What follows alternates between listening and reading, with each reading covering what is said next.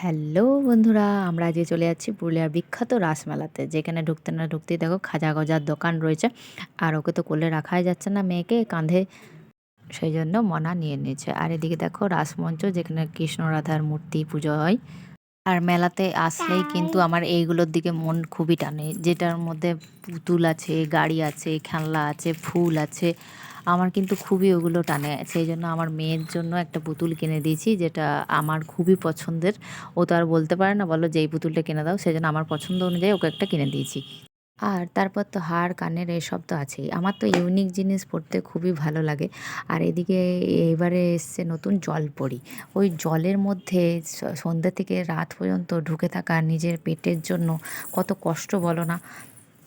কত কত মানুষ কতভাবে পেট চালায়, সত্যি তাদেরকে দূর থেকেই নমস্কার জানাই। আর এদিকে আচার, মথুরার কেক তো আছেই। আর এদিকে বিরাট বড় নাগরদোলা বসেছে, যেটাতে আমি ভয় পেয়ে চাপিনি, আমার ছেলে জিদ করছিল অন্য সময় ওকে চাপিয়ে দেবো, আজকে তবে নয়।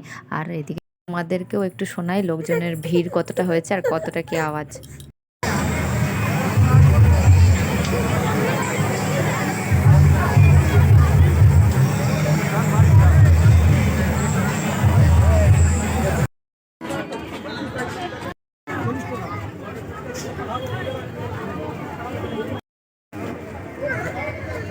গজা নিয়ে যাবো যাওয়ার সময়, হ্যাঁ।